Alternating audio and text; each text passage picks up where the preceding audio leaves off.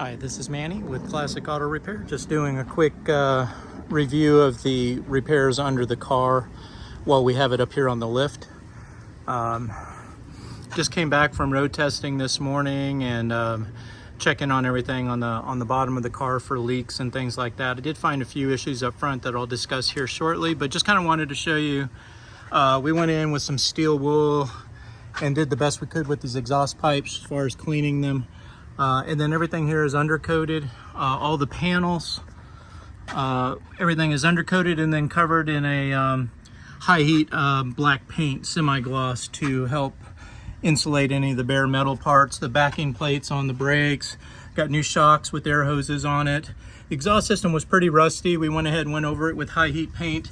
This will burn off over time, but it also helps to insulate the exhaust system. I recommend putting some new exhaust pipes on it at some point, but they're not leaking yet. I'd wait until you got some further degradation on the exhaust pipes.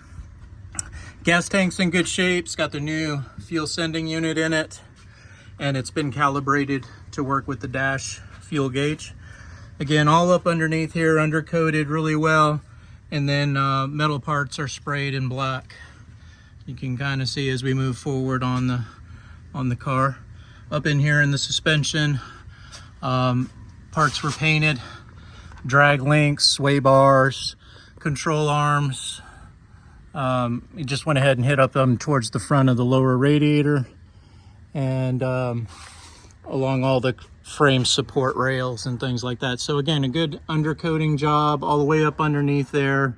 Everything is undercoated with a new layer or two of undercoating, and the old stuff was knocked off, and we prepped the surface so that it would adhere as best as it can. Going through again, some issues that I found. Fuel pump looks pretty old. If it's been changed out at all, it's been a long time ago. It may be causing some performance issues with not providing a consistent fuel supply. We're going to keep an eye on that as far as we're road testing, and after you get the car back, maybe something that we need to look at for replacement. The other item is on hot. Because I am road testing, put a lot of miles on it when it's hot outside, a lot of stop and goes. The starting system is going to take a full load when an engine is hot and the compression is high.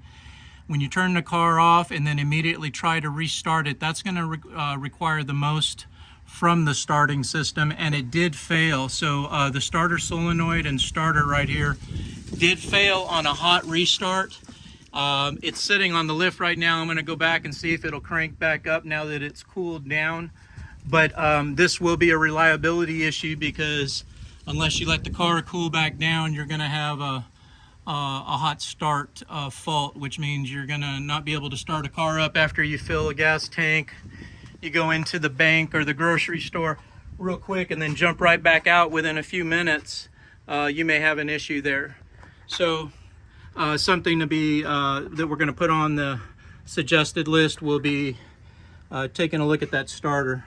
But again, I just wanted to come up in here and show you all the undercoating and all the work that we put into the bottom of the car to get everything nice and cleaned up and resurfaced.